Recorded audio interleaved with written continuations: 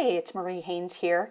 Thought I would do another little video to keep you up to date on the things that Google's been doing over the last couple of weeks since we did our last video. Just put out a newsletter today, and the information that you're going to see on this screen is from the free version of my newsletter. And whether you're a free or a paid subscriber, you can get to the newsletter by going to mariehaynes.com/newsletter, and that'll take you to the right place. So I wanted to touch on, we talked about some of these algorithm updates in the last episode, but now that some time has passed, we have a little bit more information on what exactly happened in December. Now, it always amazes me how, years ago, Matt Cutts said that Google tries to minimize algorithmic turbulence over the holidays, but December of 2017 really had a lot of significant changes. So I wanted to comment on a few of these. This December 26th change, most of you probably remember from the last newsletter that on December 25th, there were a bunch of manual actions that were given out to sites. And a lot of these sites were sites that relied really heavily on private blog networks and other maybe scholarship link building in a way that was just taken over the top. And I wondered if this was what we were seeing on December 26th as well. But actually looking back, we can see that there were some significant changes that I don't think are related to manual actions. And I'm going to show you in a little bit here that a lot of our clients, well, a number of our clients that we've been working with to improve quality actually saw some improvements at this time. Now, it's hard to look at your analytics at this time because a lot of sites see dips in over Christmas time and then improvements after Christmas. But I'll show you that I do think that this was a significant quality update. And if your site was hit negatively on December 26th, there are probably some issues to be addressed that are addressed in Google's Quality Raters guidelines. Hopefully we'll get into that a little bit more later. There was some other smaller, I added these to the algo list after looking at Glenn Gabe's post. In my paid version of the newsletter, I have a really good summary of everything that Glenn's written, although you can just go to Glenn's website and look at his post as well because it's excellent. But he had felt that December 18th as well as December 5th were quality updates. I didn't really see a lot of change in the sites that I monitor, but he has some pretty good examples of sites that were hit at that time or made improvements at that time. Also, December 15th, we talked about this last time, that there were a number of celebrity websites that used to rank really well for their name, and they no longer do. It seems like some of those sites are maybe seeing some recovery, but for the most part, a lot of sites that used to rank really well no longer do. And I think that was just a change of Google looking at exact match domains. And if I'm Googling a celebrity, I usually want to find their IMDb page, not their specific page or news about them. So that seems to be a change that's relatively permanent. And then this December 12th as well really was a significant algorithm update. We saw a lot of sites that again were struggling with quality that maybe saw further hits at this time. I really feel like this update has something to do with EAT, which I've talked about a lot in the past: experience, authoritativeness, and trust. And if you saw a decline that started December 12th that doesn't seem to be a seasonal decline, then I would really take a look at, are you really the most experienced and authoritative person to be writing these posts that you're writing, or are the sites that are outranking you ones that actually have far more experience? And if that's the case, that can be a hard thing to recover from. We do have some clients that we've worked on to actually really improve how they display their EAT. I've talked about that lots in the past, and you can look at past versions of my newsletter to figure that out. But definitely December 12th was significant. Let's go back to the December 26th. These are some analytics from some clients of ours looking at Google organic traffic, and I've marked December 26th here. Now you can see if I didn't do year over year, so orange is last year, it kind of looks like, wow, we have this massive increase, but then this site always gets an increase at this time of year. It does seem like it's gotten larger since December 26th though. And this is another site with the same situation where they always have a seasonal increase in traffic. and it seems like it's gotten a little bit better after this December 26 update, and here's one more as well. So again, if you were hit negatively on December 26, you really need to look overall at site quality and how well your site is satisfying users' needs as compared to the sites that are probably ranking better now. January 15th is something that Barry Schwartz wrote about, saying that there were a number of forum discussions of people who saw changes on this date. Again, at this point, my clients and the sites that I have access to in Google Analytics and Google Search Console, I'm really not seeing anything significant, so I'm going to keep an eye on this, and I'll let you know if anything comes up.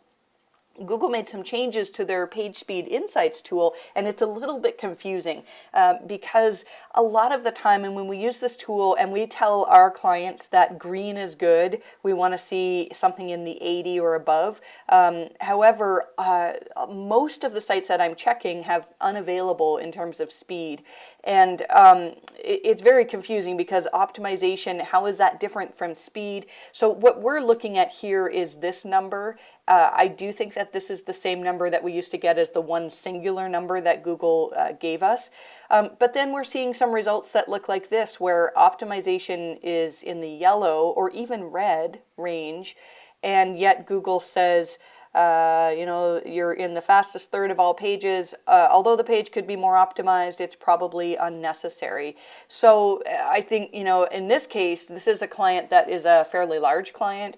And so it just seems to be bigger sites that get a number in the speed area. And so it's still kind of hard to determine how to assess this. I still would say, if you can do things to improve your page load time, don't just do it for SEO. I'm going to talk in a minute about whether or not page speed really is a ranking factor, but we know that it's a conversion factor. And there have been all sorts of studies done that show that the quicker you can make your pages, the higher the conversion rate tends to be, and searchers don't like being on slow pages. So improving page speed in any way that you can is generally a good thing. I did want to talk a little bit, though, about page speed and the page speed update. So Google made this announcement that come July of next year, or this year, I guess 2018, that page speed is going to be a more significant ranking factor. However, and people are kind of freaking out a little bit about this, saying, you have till July to make your site fast. But one thing is that John Mueller has said, now this was before the update was announced, but he said, we currently differentiate between those that are really, really slow and the rest. And then when Google made the announcement about page speed, the update says, and this is a quote right from Google's document, it'll only affect pages that deliver the slowest experience to users, and it will only affect a small percentage of queries. So if you're looking at page speed as a ranking factor, at this point, and even in July, it might cause you to rank lower if your site is in the red, if it's very, very slow. And again, I'm not saying don't work on page speed. I think, every site should probably improve their page speed, the vast majority of them. But I wouldn't put too much. This sort of reminds me of the whole thing when Google said that HTTPS was a ranking factor. And then they said, well, it's a tiny ranking factor. And I really think that when Google did that with HTTPS, what they were doing was just trying to push people to get into being HTTPS because people said, well, Google said it's a ranking factor.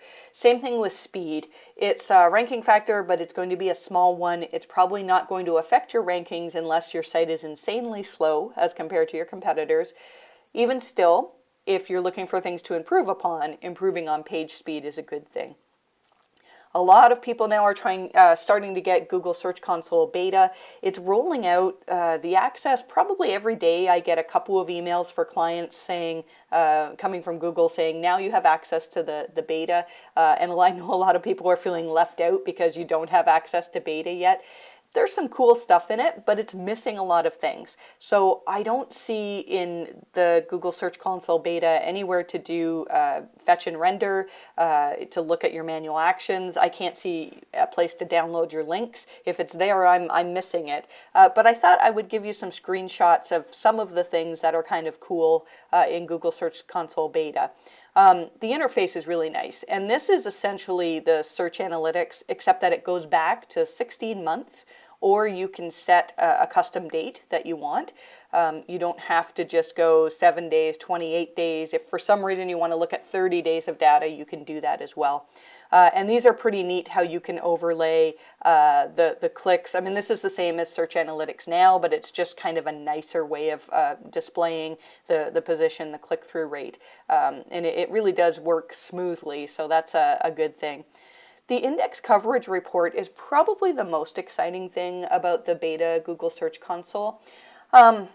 However, it seems like it's missing some stuff. When it first came out, they gave us this indexed but low interest list, and I really liked it. It was a place to find thin content, to find pages that are in the index. That we had some clients where we found hundreds of thousands of pages that were indexed, but nobody ever visited them. And so that's a good clue that these pages either need to be consolidated into one big fantastic page, or maybe no indexed, because John Mueller from Google has said several times in the past that everything that's in Google's index counts towards Google's assessment of quality for your site.